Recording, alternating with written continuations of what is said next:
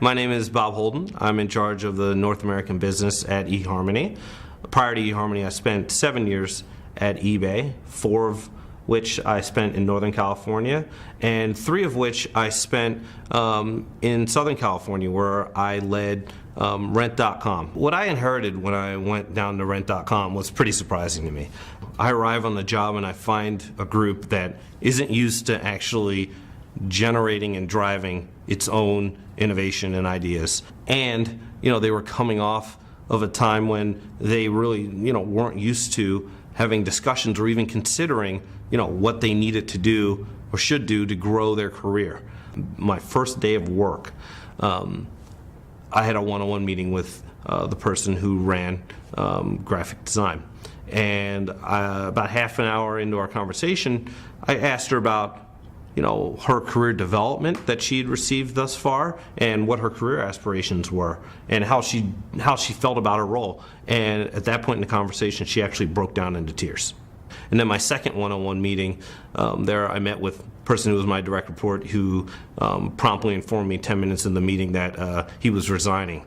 I found myself really early on being invited to almost every meeting that was happening in my entire product group, mainly because they felt like I had to see and hear everything in order to essentially grant approval for them to make any decisions and move ahead. These issues were, I would say, created a serious problem within the organization because of the fact that I don't think we were getting 70% of the capabilities that we could have out of people. eBay had high expectations of Rent.com overall, and product is really the nerve center, if you will, of that organization. And we had pretty aggressive financial target. We had double-digit growth targets that we were on the hook to hit, and based on what I saw, I didn't think we had the product roadmap that was going to deliver anything close to that. And our competitors, meanwhile, were innovating even faster, and yet innovation had really slowed down almost to a standstill. You don't get growth out of a company if you don't have an energized and excited workforce. So there was pretty much a serious dichotomy there. I really spent, I would say, probably my first few days just listening and just really focusing on trying to understand what the culture was like. I actually brought together all of my direct reports, and I think there were, 3 or 4 of them at the time. And literally, we had a conversation that, basically said, look, the times are changed. I've heard from all of you, and I see some common threads around the fact that, you had a product, director who was really driving the decision making here, and, really didn't give you guys the authority to really drive what you think is right. So that's over. And I told people right away, don't invite me to the meetings where you're literally just trying to figure out some of the nuances of the product early on. Invite me to the meeting where I can add value. When people came to me with ideas that I didn't agree with, I handled it in one of 2 ways.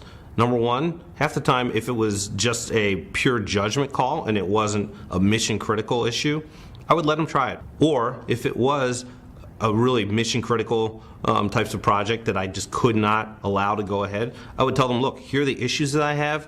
I need you to go back and address these and come back with a better plan, and we would go from there. I tried to meet them in the middle. We spent a lot of time building out our product roadmap. Because I felt like, number one, we needed to know what are the things that we need to build. And once we know what we need to build, then we can match that up with how many people we actually had to build it with.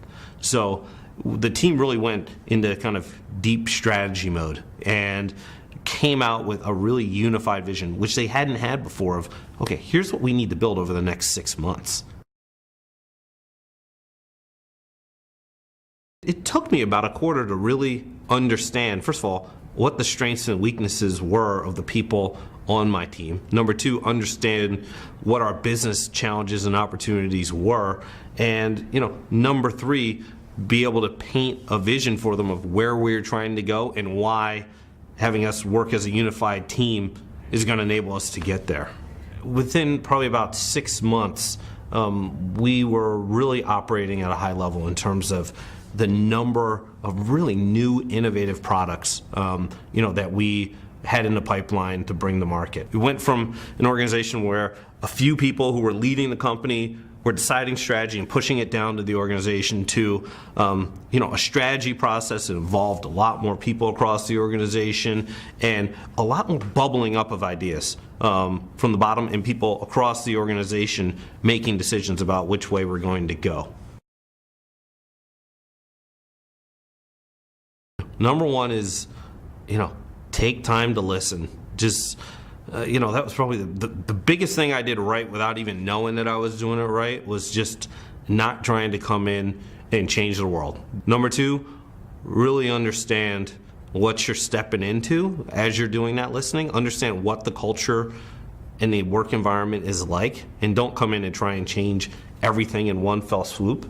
In terms of managing innovation, I think there's two pieces of it. There's number one, just how do you get more innovative? And I absolutely believe the way you get more innovative is by getting folks engaged at the bottom of the organization, because they're the ones who are interacting with your customers directly, and they have a ton of great ideas. If you can get them engaged, and most importantly, getting them to believe deep in their heart that, you have a vested interest in hearing what they say and helping to drive the ideas that they have versus just, taking their ideas and, picking them apart and so forth, that really helps. And then in terms of managing innovation, you also got to have an engaged team.